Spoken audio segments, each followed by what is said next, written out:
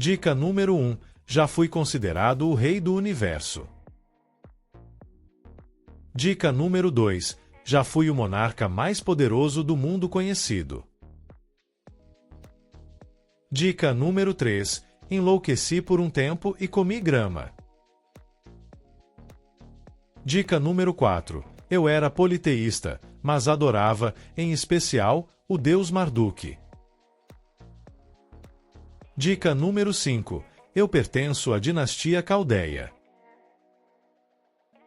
Dica número 6. Sou pai de Evil-Merodach. Dica número 7. Mandei construir os Jardins Suspensos da Babilônia, uma das 7 maravilhas do mundo antigo. Dica número 8. Nasci no século 7 a.C. Dica número 9. Fui imperador neobabilônico. Dica número 10. Sou considerado um vilão pelos judeus. Dica número 11. Mandei construir a famosa Porta de Star, que hoje se encontra em um museu em Berlim, na Alemanha.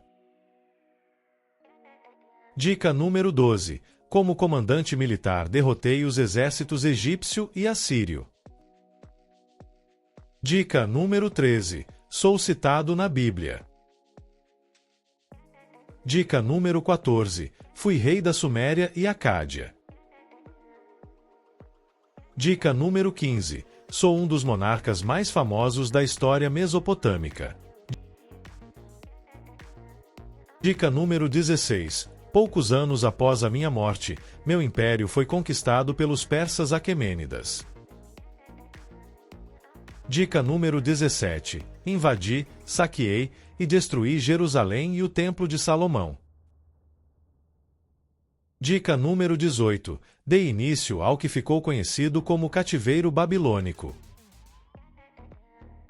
Dica número 19. O profeta Daniel interpretou sonhos meus. Dica número 20. Sou filho de Nabopolassar. E aí, acertou? Parabéns para quem palpitou Nabucodonosor II.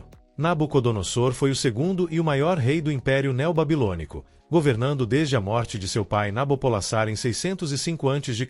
até sua própria morte em 562 a.C. Nabucodonosor continua famoso por suas campanhas militares no Levante, por seus projetos de construção em sua capital, Babilônia, e pelo importante papel que desempenhou na história judaica. Governando por 43 anos, Nabucodonosor foi o rei da dinastia Caldeia que teve reinado mais duradouro. Na época de sua morte, Nabucodonosor era o governante mais poderoso do mundo conhecido. Até a próxima rodada do jogo. Quem sou eu?